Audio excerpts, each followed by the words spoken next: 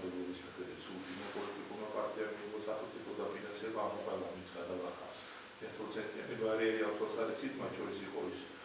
4 პოლიტიკური პარტია, რადიკალური ოპოზიცია, რომელიც ერთის მხრივ თავად თავს ბარიერ გადალახოს უწოდებს და ესეც კიდევ ერთხელ ადასტურებს, რომ ისინი აღიარებენ არჩევნების შედეგებს და თვლიან, რომ გადალახეს 5%-იანი ბარიერი, მერე გახსოვთ თქვენი იყო განცხადებები, რომ მათ არ უნდა პარლამენტის წევრობა და გარკვეული განცხადებები დაიწერა კიდევაც ინდივიდუალურ შემთხვევაში, ზოგიერთ შემთხვევაში პარტიის მომხრედ იგივე გახარეს არ წარმოუდგენია, მაგრამ ზოგიერთმა წარმოუდგინეს, აქაც ნიშნავს იმას, რომ თუ ახლა პარლამენტის წევრი, მაშინ რატომ ითხოვ უფლებოსილების შეჩერებას, ხო ეს იმას ნიშნავს, რომ შენ აღიარებ მათ შორის იმ არჩევნების შედეგებს, რომელთაც პარლამენტის წევრად იყავი არჩეული და ასეთი იცით, რომ 61-ია ოპოზიციის მხრიდან ჯამში საქართველოს პარლამენტში წარმოდგენილი და მესამე ყველაზე მთავარი იყო გუშინდელით, როცა იყო პოულობა და როცა ოპოზიციას ჰქონდა უფლება პოლიტიკურ პარტიებს უარი ეკლა სახელმწიფო დაფინანსებაზე და ეს არ გააკეთეს, გააკეთა მხოლოდ ერთმა ოპოზიციურმა პარტიამ, ისიც მხოლოდ იმიტომ, რომ განსხვავებული ყოფილიყო სხვა ოპოზიციური პარტიებისგან და იცით, რომ აქაც იგივე ოპოზიციური პარტიების მხრიდან დაისვა შეკითხვები, რატომ ამბობს კონკრეტული პოლიტიკური პარტია სახელმწიფო დაფინანსებაზე უარს, რა სხვა დამატებითი შემოსავლები გააჩნია, თუმცა ეს ოპოზიციაში და საქმე და თვითონ არიან ერთმანეთში ეს საკითხები, მაგრამ ის არის მნიშვნელოვანი, რომ სახელმწიფო დაფინანსებაზე უარის თქმა ნიშნავს არჩევნების არა მხოლოდ აღიარებას, არამედ აღიარებას ერთი საარჩევნო ხმის დონეზე, იმიტომ რომ იცით, რომ მოქალაქეთა პოლიტიკური გაერთიანების შესახებ კანონის მიხედვით დაფინანსება პირდაპირ არის მიღებული ხმების რაოდენობაზე. წარმოიდგინეთ, რომ ერთი ხმის დონეზეც კი აღიარეს არჩევნების შედეგები, დათანხმდნენ იმ დაფინანსებას, რომელიც მათ კანონმდებლობის მიხედვით ეკუთვნის, ის დაფინანსება, რომელიც სწორედ ცესკოს შემაჯამებელი ოფიდან გაუქმებდეს.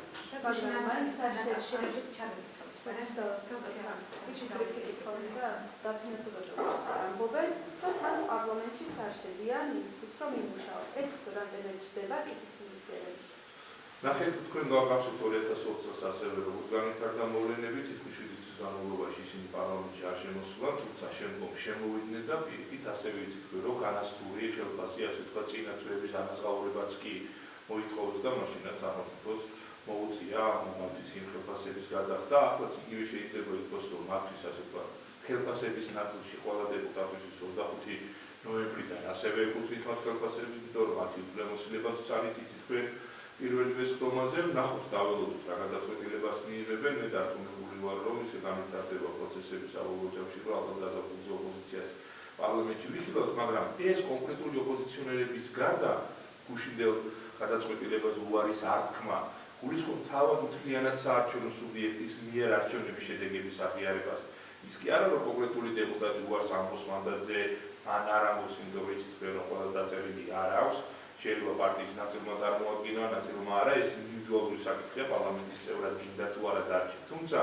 გუშინდელი პოლიტიკური გადაწყვეტილება პარტიების მხრიდან ნიშნავს, რომ თავად საარჩევნო სუბიექტებმა,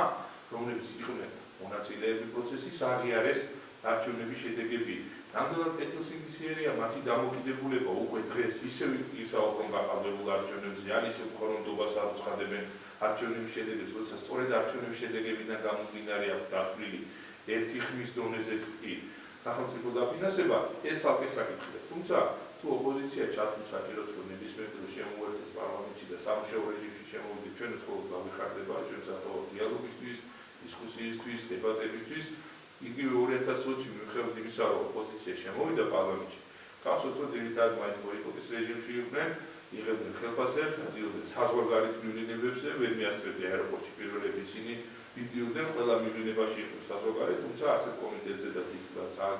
არც სასესიო მუშაობაში ჩართულები არ იყვნენ, მიუხედავად იმისა, რომ ხელფასს მაინც იღებდნენ. შეიძლება ასეთი სამუშაო რეჟიმი იყოს მომავალ წლების განმავლობაშიც, მაგრამ ის რომ ფაქტობრივად გუშინ ოპოზიციამ თავად მოიჭრა ის ტოტი, რომელზეც იჯდა და ამბობდა, რომ არ აღიარებდა არჩევნების შედეგებს, ეს გუშინ კიდევ ერთხელ დადასტურდა. რას ეთქვიან საკუთარ ამორჩევლებს, ასე ეთქვიან იმ ადამიანებს, ვინც მთელი ერთი თვის განმავლობაში ქუჩაში ყავდა 1000 მარშებს და აქციებს და პერფორმანსებს აწყობინებდნენ იმისას, რომ თითქოს ვინმე რომ არხმა წაართვა და არჩევნები გაყავდა და ამიტომ ეთქოდნენ ახალ არჩევნებს. ეს საკითხი მე ვფიქრობ, რომ ამოწურულია ყოველ შემთხვევაში საზოგადოებამ კარგად დაინახა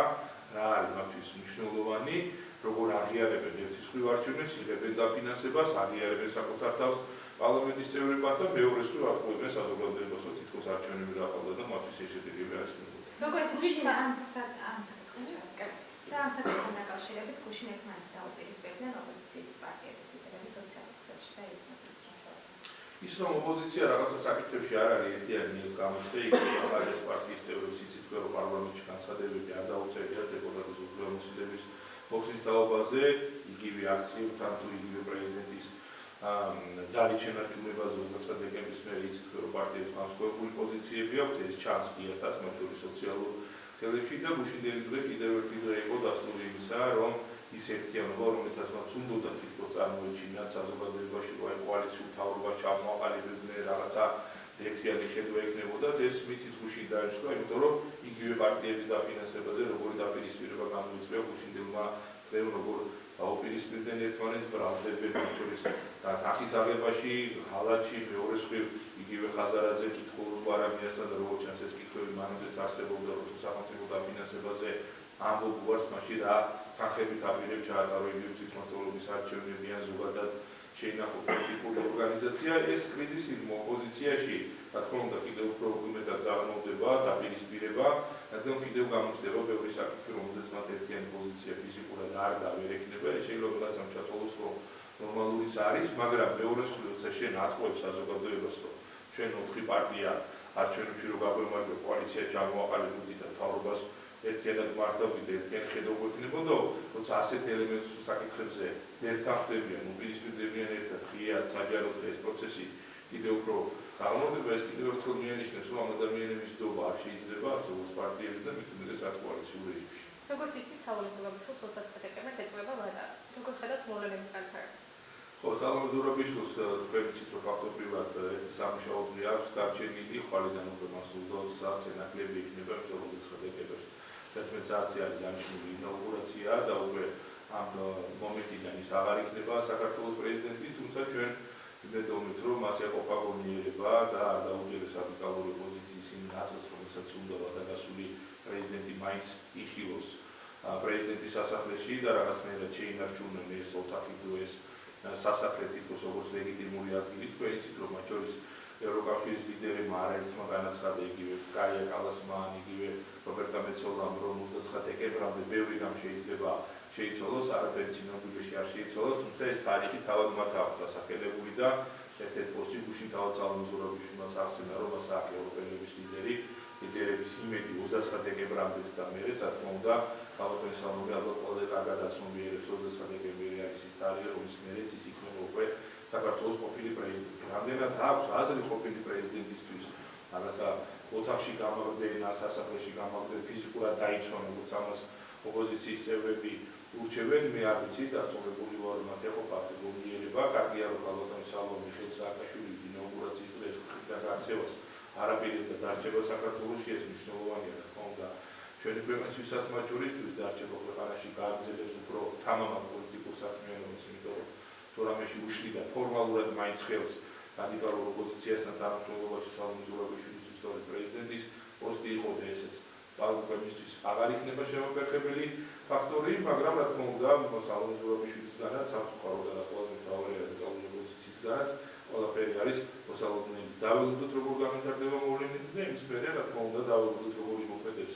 სახელმწიფო, იმიტომ რომ სახელმწიფო, რა თქმა უნდა, იმოქმედებს კონსტიტუციის და კანონმდებლობის ფარგლებში, სახელმწიფო შენების ბლოკირება, მიტინგირება, ახალი პრეზიდენტი არ შეშვება და ასე შემდეგ, ეს უკვე სასამართლოს დანაშაულია და რა თქმა უნდა, ასეთი შემთხვევაში ყველა მაგას, ვინც ასეთ რამე ჩაიდეს, ყოველთვის პასუხისმგებლობა, ამიტომ სალომე ზურაბიშვილის საკუთარი თავის გარდა იქნება პასუხისმგებლობა იმ ადამიანების წინაშე, ვისაც მოთხოვს ვადაგასული პრეზიდენტის უფლებამოსილების ძალით შენარჩუნებას. მომხრეების ნაწილი საუბრობენ, რომ ანტიქარული და ანტიეროვნულია მოწოდებები იმასთან დაკავშირებით, რომ კონცერტზე არ იმღება. რა მიზანი აქვს იმ ადამიანებს, ვინც ახალწლ კონცერტებზე მომხრეების მიმართ მსგავსი მოწოდებებით გამოირჩევიან? თქვენ იცით, როგორ ამონათებდა ოპოზიცია იგივე ბიზნეს, ხელოვანებს, სხვადასხვა სფეროს წარმომადგენლებს, მოითხოვდნენ მათგან გაფიცვას, რაღაცა ღონისძიებებში მონაწილეობის აღმირებას, სახელმწიფოს მხრიდან ჰონორარების თუ ხელფასების არაღებას, იგივე მსახიობებს თეატრებში და ასე შემდეგ და მეორე მხრივ თავად ათავდნენ სახელმწიფო დაფინანსებას და მიიღეს ეს დაფინანსება, რა თქმა უნდა, ესეც იმ პროცესის ნაწილია, რასაც ჩვენ მაიდანს ვეძახით, ესეც სცენარის ნაწილია, რომ რაც შეიძლება მეტი ადამიანი ჩაერთოს პროტესტში, რაც შეიძლება მეტი ადამიანი დაამონათონ და ჩაითრიონ საკუთარ საპროცესო პროტესტის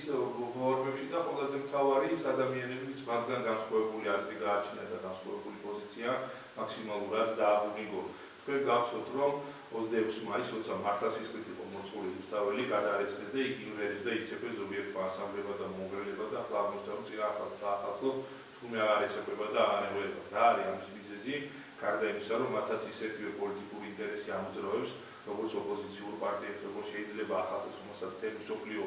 აღნიშნავს, მიუხედავად რელიგიისა, რწმენისა და ასე შემდეგ და ომის დროსაც კი ახლაც იგივე უკრაინაშიც კი იმართება. იცით, რომ საახალწლო ღონისძიებები ყველაფერი გააკეთეს იმისათვის, რომ თბილისში არ ჩატარდეს იმ მასშტაბის საახალწლო ღონისძიებები, რომელიც ტრადიციულად ტარდებოდა ბავშვებს წართვა. ახალი წელი თქვენ ხედავთ, როგორ აღნიშნავს ყველა მუნიციპალიტეტი, ყველა ქალაქი, რამდენი ღონისძიებები იმართება და თბილისში კიდე ყველაფერს აკეთებენ, რომ ბავშვები ნაცოცხლისთან ვერ მიიყვანონ მშობლებმა, ვერ მიიყვანონ დედაენის ბაღში, იქაც მათი რადიკალური ჯგუფები დადიან და ამონათებენ ხალხს, თუმე რა ემღერება და ეცეკვება და რატო უნდა აღვნიშნოთ ახალი წელი, რა დააშავა ხალხმა დააქვეყანა, რომ ჩვენ ისეულად არ აღვნიშნოთ ახალი წელი. რა ის რომ ოპოზიციამ არჩევნებში ის შედეგი ვერ დადო, რაც უნდა დაედო და ორი თვე არხუების საზოგადოებას არჩევნების შედეგებს არ აღიარებენ და სინამდვილეში მერე ერთი ხმის დონეზე აღიარებენ და სახელმწიფო დაფინანსებასაც იღებენ. ეს მათი გადასაწყვეტია და იგივე თეატრებთან მიმართებაში იცით, რომ მიუხედავად იმისა, რომ ისინი ბოიკოტის თუ გაფიცვის რეჟიმში არიან, სპეციალური ფონდი შექმნეს, რომ გარკვეული დაფინანსება და ხელფასები მაინც ხუნდეს, ეს ბუნებრივია, ისინი პროფესიონალები არიან, ეს არის მათი შემოსავლის წყარო, ამიტომ საკუთარი კოლეგების დამონათება, რომ შენ არ იმღერო და არც მე ვიმღერებ და ასე შემდეგ, ეს ჩვეულებრივი ფაშიზმია და ბოლშევიზმი, რომელიც არაერთხელ უნახავს ამ ქვეყანაზე მსოფლიოს თავის ისტორიაში და დარწმუნებული ვარ, რომ ეს დამოკიდებულებაც ძალიან მალე შეიცვლება, ჩვენ ყველამ ერთად უნდა აღვნიშნოთ, რა თქმა უნდა, 2025 წელი ჩვენს ქვეყანაში მშვიდობიანი, ბედნიერი და წარმატებული 25 წელი მინდა უსურვო, ყველა საქართველოს მოქალაქეს ბუნებრივია გამოჩვევა საკუთარი პროფესიისა და პოლიტიკური შეხედულებებისა და დარწმუნებული ვარ, რომ ახლო წლებში ეს საკითხი ნელ-ნელა გადაინაცვლებს სხვა ეტაპზე და ჩვენ ახალი წლიდან ახალ ცხოვრებას და ახალ რეალობას შეეგუება ყველა ერთ, მათ შორის ოპოზიცია. ბიზნესმენების თემაზე ვკითხავთ, შეხვედრა გაიმართა პრემიერთან და მინიშნება გააკეთა პრემიერმა, რომ ღია დებატებზე ისინი თანხმობას არ აცხადებენ, რომ გაიმართეს ღია დებატები. აქვე გამოიკვეთნენ ის ბიზნესმენები, ვისაც რუსეთში აქვს ბიზნესი და აფინანსებენ ამ აქციებს, როგორ შეაფასებთ ამ თემას და ზოგადად კომუნიკაციის და დიალოგის ნაკლებობა ხომ არ აქვს ხელისუფლებას საზოგადოებაში. ბიზნესი თავისუფლება ჩვენი მთავარი მონოპოლარია და რა თქმა უნდა ახალებული მხოლოდ ბიზნესი თავისუფლად კეთება, არამედ იგულისხმება ის, რომ ბიზნესი არის თავისუფალი თავის გადაწყვეტილებებში. ჩვენს პოლიტიკურ განცხადებებში, პარტიების დაფინანსების ნაწილში იგივე ბიზნესმენები იცით, რომ ღიად საჯაროდ უჭერენ პოლიტიკურ პარტიებს, ოპოზიციურ წყარს, მათ შორის აფინანსებენ და არც ერთ ბანკს არანაირი პრობლემა სახელმწიფოს მხრიდან არ შექმნია და არ შეექმნებათ, იმიტომ რომ ეს არის ჩვენი პრინციპული პოზიცია და ჩვენი მთავარი მონოპოლარი. თუმცა ის რომ ოპოზიცია რომელიცაც ბიზნესი წინა პლანზე წამოწია და ბიზნეს პოლიტიკური მოთხოვნები დააყენებინა, თითქოს გვერდზე დგას ამ პროცესისგან, ეს კიდევ ერთხელ საზოგადოების მოტყუებაა, იმიტომ რომ ყველა ის ბიზნესი, რომელსაც ასეთი ტიპის განცხადებები გააკეთა, მეტნაკლებად არის დაკავშირებული იგივე ხაზარაძესთან, სხვა ბიზნეს პარტნიორებთან, ფაქტობრივად საკუთარ ბიზნესს გააკეთებინის განცხადებები გაფიცვის თაობაზე, თუმცა რეალურად არ გაფიცვლა და იცით, რომ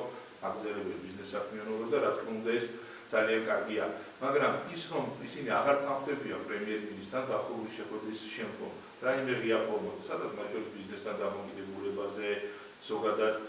ბიზნესის განვითარებაზე ღიად ვისაუბრებთ და ემუქრება თუ არა რაიმე საფრთხეები ბიზნესის განვითარება ჩვენს ქვეყანაში, ამაზე უარის თქმა კიდევ ერთხელ მიუთითებს, რომ მათაც ამოძრავეთ კონკრეტული პოლიტიკური ინტერესი და არაწუხი რომ ბიზნეს რეალურად რაიმე საფრთხე დაემოწმოს. მით უმეტეს თუ გავითვალისწინებთ, რომ ბიზნესის დიდი ნაწილი რეალურად საქმიანობს თავად რუსეთში, როგორც ექსპორტის თვალსაზრისით, ასევე იმპორტის თვალსაზრისით, ჩვენ სახელმწიფოს გთხოვდნენ ორმხრივი სანქციების დაწესებას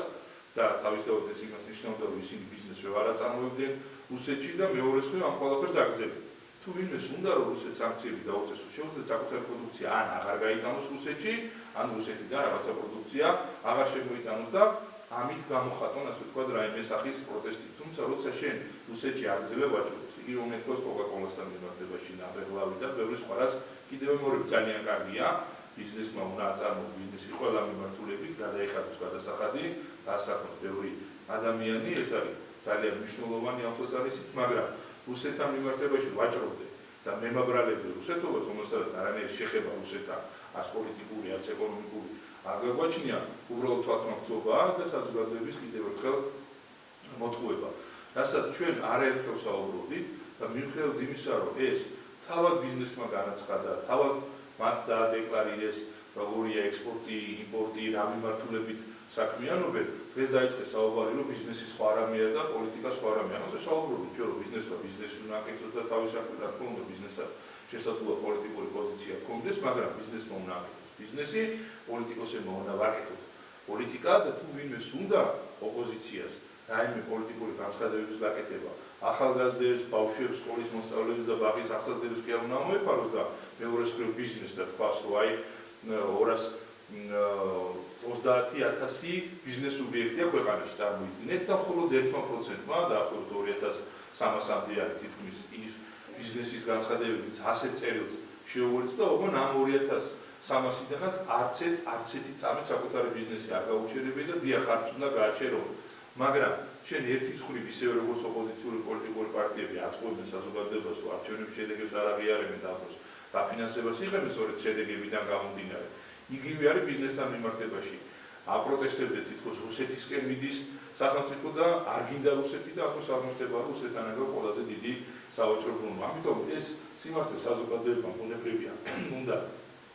იცოდეს, ჩვენ ვაპირებთ იმას, რასაც თქვენ ამბობთ, კიდევ უფრო მეტი კომუნიკაცია ჰქონდეს საზოგადოებასთან, იმიტომ რომ თითქმის ერთი თვე გავიდა იმ განცხადებიდან, რაც პრემიერ-მინისტრმა გააკეთა, თუ კიდევ არსებობს კითხვები, ბიზნესში იქნება,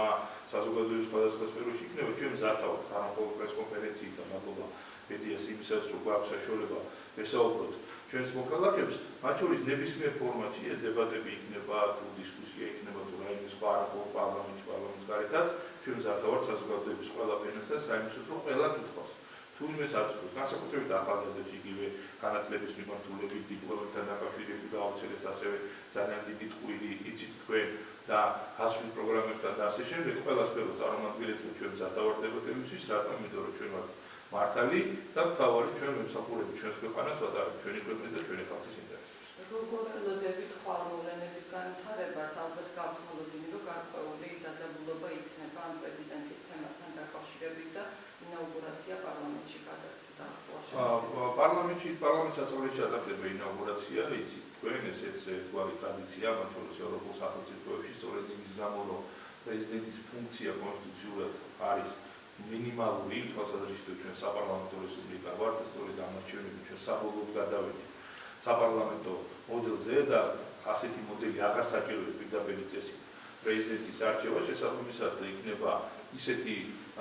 ინაუგურაციის პროცესი, როგორც არის დამახასიათებელი მათ შორის ევროპული სახელმწიფოებისთვის, იგივე რომ გავუსწოროთ მათ შორის უკრაინას, სხვა საპარლამენტო მოდელებს, რომ დავანებოთ თავი ზელენსკის ინაუგურაციას ითქვენ, რომ რადას შენობაში ჩატარდა, რაც შეეხება რა თქმა უნდა ხვალინდელი წლებს და 29-ს კიდევ ერთი თარიღია ოპოზიციისთვის, როცა ისინი შეეცლებიან მაქსიმალურად გამოიყენონ ეს პროცესები, იმისაც უფრო მეტი ადამიანი გამოიყვანონ ქუჩაში, კიდევ უფრო მეტად გააღრმავონ პოლარიზაცია, გაამწვავონ პროტესტი, თუმცა დარწმუნებული ვარ, რომ საზოგადოებამ საკმარისი მეტი ინფორმაცია მიიღო ამ კვირების განმავლობაში, რომ კარგად გაარჩიოს სიმართლე და ტყუილი და ყველაზე მთავარი საზოგადოება ძალიან კარგად იცის, რომ სალომე ზურაბიშვილი, რომელმაც პრეზიდენტის რანგშიც გარდა კონსტიტუციის დარღვევისა ბევრი სიკეთე ვერ გაუკეთა, ჩვენს ხალხს რაღა უნდა გაუკეთოს უკვე ვადაგასულმა პრეზიდენტმა. ამიტომ არ გონია ერთის რა თქმა უნდა დავალოთ თავად სალომე ზურაბიშვილის გადაწყვეტილებას, ოპოზიციური პარტიების გადაწყვეტილებას, მაგრამ არ გონია საზოგადოების მხრიდან თუნდაც ამ პროცესში მათ რაიმე ტიპის მხარდაჭერა ქონდათ. ერთსაც გითხავთ, მნიშვნელოვანია გადატვირთვის პოლიტიკა დასავლეთთან, ამ მიმართულებით 20 იანვრის დადგომას ელოდება ხელისუფლება, თუ განიხილება მართლ გუნდში, რა მექანიზმები გაქვთ უკვე წარმოდგენილი ამ გადატვირთვის თვალსაზრისით? რა თქმა უნდა, თავისთავად 20 იანვრის შემდგომ ერთ დღეში არაფერი შეიცვლება, თუმცა მთავარი მიზეზი და პრობლემა, რაც ჩვენს ახლა გვაქვს ჩვენს პარტნიორებთან, იგივე ამერიკის შეერთებულ შტატებთან და ევროკავშირთან, ეს ომის და მშვიდობის საკითხებია, რომელიც უკრაინაში მიმდინარეობს და მოლოდინები, რომლებიც ამ სამი განმავლობაში ჰქონდათ ჩვენს პარტნიორებს, ჩვენთან, რომ ჩვენ ორქვის სანქციებს გავაწესებდით, მეორე ფრონტი გაიხსნებოდა ამ მიმართულებით და რაღაცა შეღავათი შეიძლება ამ თვალსაზრისით უკრაინას ქონოდა ფრონტზე ეს არ გაკეთდა, ამიტომაც დადგა დღის წესრიგში ასე აქტიურად ჩვენთვის სანქციების დაწესება იქნებოდა, კრიტიკა თუ მოლოდინი ხელისუფლება ასეთი ღია გარეჩარევების შემდგომ შეიცვლებოდა ჩვენს ქვეყანაში, რადგან ეს არ გახორციელდა, ახლა უკვე სხვა მექანიზმი ჩაითო, მაიდანის სცენარი, რომელშიც სამწუხაროდ არაერთი ევროპარლამენტარი თუ სხვა ქვეყნის პოლიტიკოსი არის ჩართული, თავისთავად პოლიტიკის გადატვირთვა მოყვება იმას, რასაც აპირებს პრეზიდენტი ტრამპი მსოფლიოში, ეს არის მშვიდობის დამკვიდრება, რუსეთ-უკრაინის ომის დასრულება და თავისთავად რადგან ეს საკითხი აღარ იქნება დღის წესრიგში, აღარ იქნება აქტუალური ამ პროცესში ჩვენი ქვეყნის ცალით ჩართვა თუ ჩათრევა, თავისთავად ეს ურთიერთობები გადაიხედება და რა თქმა უნდა ჩვენ ამ ურთიერთობებისთვის სათავად კომუნიკაცია მათ შორის ახალ ადმინისტრაციასთანაც ჩვენ უკვე დაწყებული გვაქვს, მათ შორის ჩვენ პარტნიორებთანაც კონტაქტზე ვართ, მაგრამ არსებობს ეს პრობლემა, რომელიც აფერხებს კიდევ უფრო ფართო გამურთიერთობების ინფორმაციის დაუბრუნებას, რომელიც მანამდე ჰქონდა და მით უმეტეს ახალ ეტაპზე გადავწყვეტს. ამიტომ ჩვენ ჩვენი მხრივ რა თქმა უნდა ამ ძალისხმევას გავაგზავნებთ, არ დავიშურებთ რა თქმა უნდა, მაგრამ ყველაზე მთავარი სწორედ მშვიდობის საკითხი იქნება, რაც გამოიწვევს ზოგადად ამერიკის პოლიტიკის გადატვირთვას იგივე ევროკავშირთან, ჩვენთანაც, სხვა ქვეყნებთანაც და ავტომატურად გამოიწვევს მათ შორის ამერიკა საქართველოს და ევროკავშირის საქართველოს ურთიერთობებს.